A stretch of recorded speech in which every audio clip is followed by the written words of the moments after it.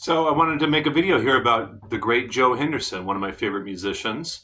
And this is going to be pretty jam-packed with various things, talking about his discography, some of my favorite records by him, and how I like to practice some of his stuff, and just talk about the value of learning from musicians on other instruments. So sit back, relax, get comfortable, and let's get into this here. So Joe Henderson was born in 1937, and like all great jazz musicians, Joe was a very smart man.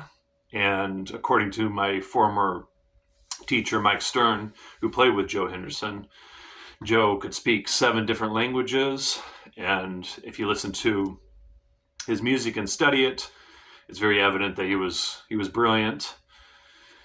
You know, everything from his compositions, which that tune right there was a tune he wrote. That was the very first tune he ever wrote. It's called Record a May. It's a jazz standard. And I believe he was 17 when he wrote that. And so it's very evident in his tunes, his compositions, how he thought about harmony, how he improvised linearly and rhythmically, and everything was just on such a high level. And his intelligence and creativity is just very, very evident.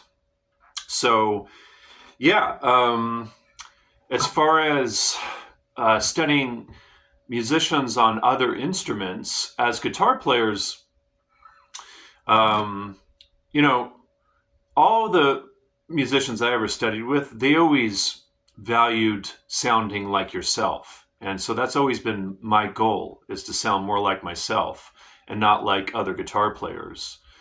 I saw this clip recently of a guitar player playing live, and it reminded me a lot of Pat Metheny. And some of the comments I saw, people were saying the same thing. And people were, one person put the applause emoji after saying it sounded like Pat Metheny, as if that's a good job, you know. But that's just not the mindset of the great musicians that I've been influenced by. And it's not the mindset that I have. Like, if you told, for instance, Pat Metheny he sounded a lot like Wes Montgomery, he'd be pretty disappointed. You know, Pat got to a place where he was in his teenage years, around the age of 15, 16. He sounded a lot like Wes Montgomery because Wes Montgomery was his main guy. And Wes did the thumb thing, and he did the octave thing, and learned Wes's tunes, and learned how to play some of his linear ideas and stuff. And Pat said when he was doing that around the older musicians, they were looking at him like, why aren't you coming up with your own thing? And so that really ignited or set off a light bulb in his head to start developing his own thing. And he worked really hard at getting rid of the Wes Montgomery stuff. He stopped playing with his thumb. He stopped doing the octave thing. He stopped playing Wes's tunes, Wes's vocabulary, you know, so that he could become Pat Metheny. And when I was studying with Mick Goodrick, he told me that a guitar player had sent him a recording, hoping that Mick would give this recording to the record company that Mick was signed to. And Mick said, no, I can't give this to my record company. You sound too much like Alan Holdsworth. You need to spend a lot more years developing your own way of playing music.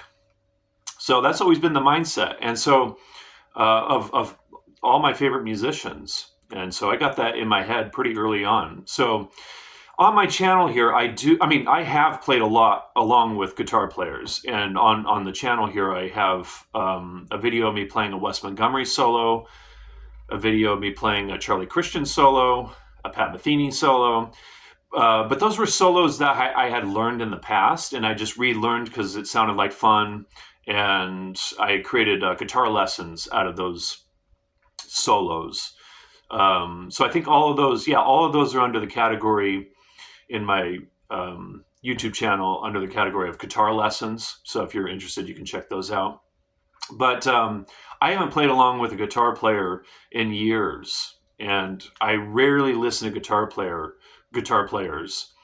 And so I've been going through this Joe Henderson phase lately, and so I'm going to get more into this in future videos. My whole process of practicing in the morning, and I go through this whole warm-up process that's pretty involved. That goes about 45 minutes to an hour, depending on whether or not I get caught up in some kind of improvisational thing that I think is cool, and then I get back to warming up. But one of the things I do at the beginning of my practice sessions, part of my warming up, is I'll take lines, melodic ideas by either horn players or piano players, and I have pages and pages and pages of lines from these various musicians. And so here's a page of, can it fit on the screen here? There we go. Okay, I hope you can see that clearly. This is a page of Joe Henderson lines, and every single phrase is just 4 beats, and they're all eighth notes, except for I think one of them in here, has a quarter note. But I'll take one of those lines and I'll sequence it through a tonality. And like I said, I'm going to get much more into this because it's really involved. And I do it with the metronome, and it's a whole thing. So, but just the basic thing that I do is, like, let's say it's on a G7, I'll have that droning in my freeze pedal. I'm going to make a freeze pedal video again. I made one in the past. I'm going to make another one about the new edition. You can check that out if you want, coming up soon. But I'll have that frozen, the harmony, and then I'll take, and this is a Joe Henderson line. Let me play it right here so it's super clear. So,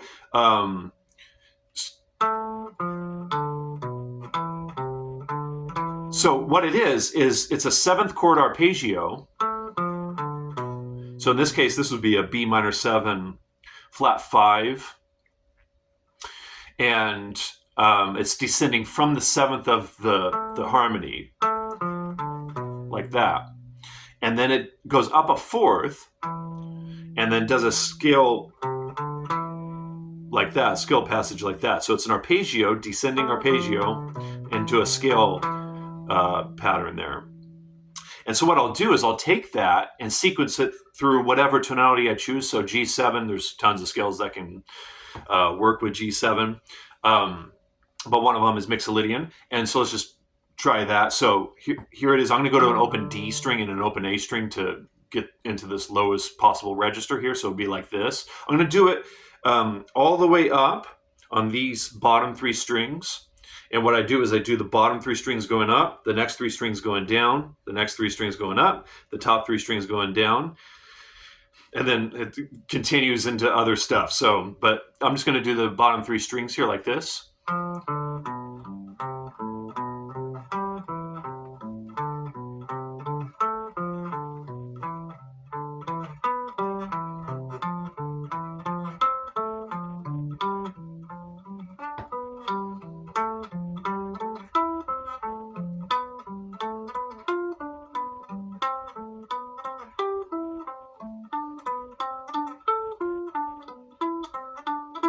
Yeah, and then the highest note here is this F that I have. I'll grab that B there. So I'm taking an idea from Joe Henderson and then sequencing it through a tonality.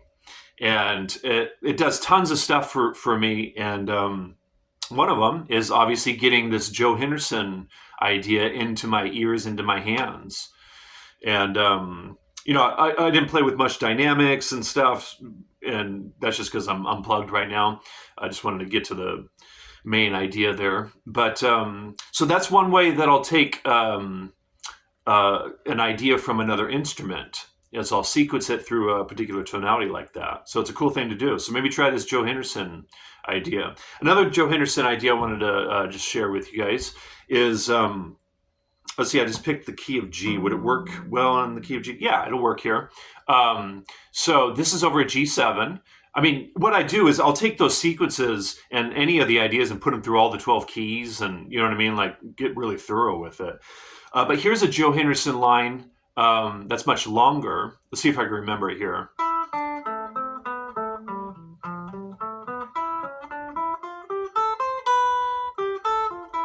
Yeah, so it'd be like 3, 4.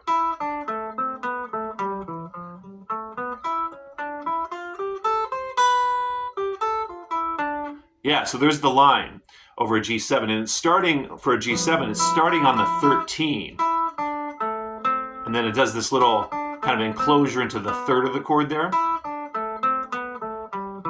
and then that, and then it's cool, and then right here another target into the third of G7.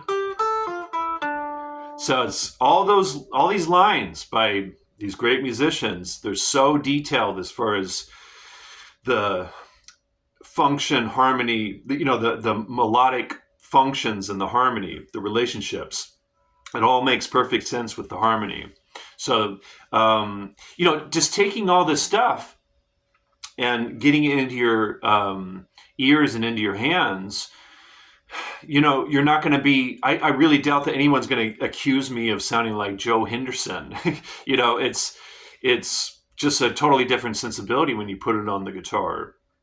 And I think it's really helpful to get away from sounding like other guitar players. Now, of course, if your main goal in life as a musician is to sound like another guitar player, if that's something that you dig and you really want that, then of course you want to listen to guitar players and copy them and try to recreate what they had already done.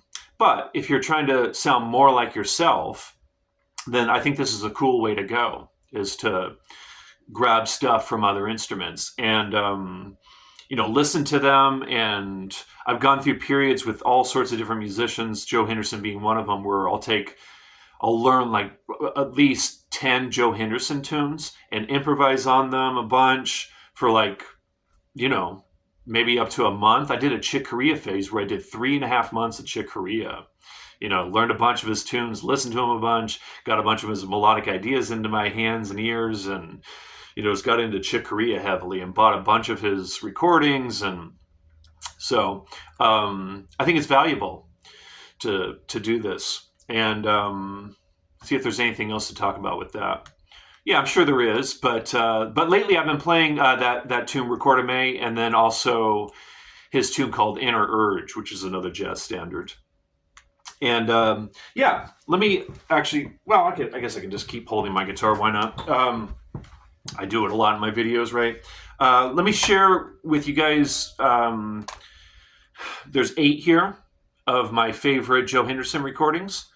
And so these are all in the 60s. And so that means that Joe was in his late 20s, early 30s when he did these recordings. And he played with a bunch of different drummers, Elvin Jones, Pete LaRocca, Joe Chambers, and Jack DeJohnette. Those 4 drummers he played with a lot. And I really like Joe Henderson with Elvin Jones. I thought that was just a great pairing. And so Joe and Elvin Jones are together on a bunch of these recordings. And some of the things I really like about Joe's playing, besides the things I've already talked about, is I really like his rhythmic imagination. I like how sometimes he'll play with the time. He'll kind of float over the time, but then other times dig deep into the time. And the way he interacts with the drummers. And I really like his sound. Really like his phrasing. Really like his tunes. His tunes are very unique. He, like myself, really liked the Lydian scale and the Dorian scale. Yeah, those two sounds a lot. I mean, he liked a bunch of other sounds like I do too, but he really liked that. Like the tune InnerUrge, which I think I'm going to maybe make a video of me playing that tune. It's mostly a lot of Lydian harmony happening. Yeah.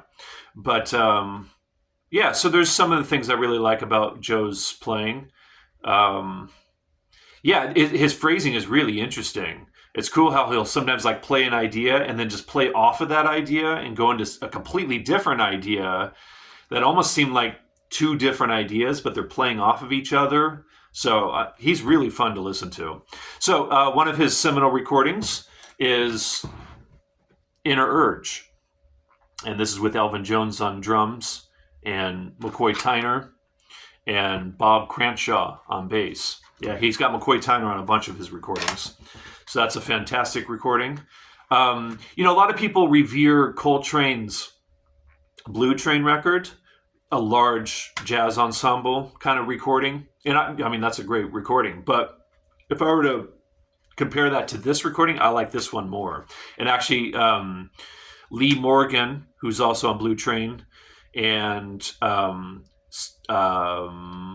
where is his Curtis Fuller is on Blue Train too. So those two guys are on here, and this is 1, 2, 3, 4, 5, 6, 7, a 7-piece band, and this is fantastic mode for Joe.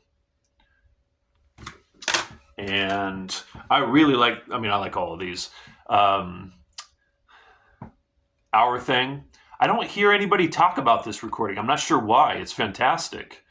Yeah, and it's got Kenny Dorham on it. Kenny Dorham and Joe Henderson played a lot together. Kenny Dorham was in Charlie Parker's band, you know, go all the way back to the bebop days. And there's a story that Miles tells in his book about Kenny Dorham cutting him on Miles's gig. Miles let Kenny Dorham sit in on a gig, and according to him and the audience, he cut Miles. And then they came back the next night and played again, and then Miles cut Kenny. Yeah. You know, that kind of competitive thing. You know, it lit a fire under them to play even better. So that's the thing about this community of musicians around this time. They really pushed each other. And in and out, this is very much a blowing session. I mean, they're just blowing. I mean, like the first track, I don't know how many choruses Joe takes, but a lot of choruses. Just keeps going and going. So this is, yeah, really great for that. It's got Elvin Jones on drums and McCoy Tyner again on piano. So, yeah. This one, a lot of jazz musicians cite this as their favorite Joe Henderson record, Power to the People. It's got Herbie Hancock on piano. And Herbie's playing electric piano on some of the tracks. So this is really cool. Yeah, this is great. And then I talked about this in my top 20 jazz recordings. Joe Henderson's Page 1. It's got that tune Record a May on it. It's got the standard called Blue Bossa on it. Yeah, this is fantastic. This line I was sharing with you guys is coming from this recording on the track Home Stretch. He comes in with that line after a drum fill. So maybe you can check that out. It's a blues in B flat, Home Stretch is. And then here's a couple recordings where Joe is a sideman. And this is a legendary recording. I'm sure anybody that knows jazz knows that this is legendary, the real McCoy. So it's got Joe Henderson, and of course McCoy Tyner, Ron Carter on bass, and Elvin Jones. So doesn't get any better, right? And then this one is by Larry Young. Larry Young, the organist, organ player, with of course Joe Henderson, Woody Shaw on trumpet, and Elvin Jones on drums. So a lot of Elvin Jones on these recordings. So you're getting a powerhouse of a drummer when you listen to Elvin Jones. So there's some of my thoughts about Joe, and my favorite recordings by him, and the two where he's a sideman. And yeah, please feel free to share. I would love to hear your guys' thoughts about any of this stuff that you care to share.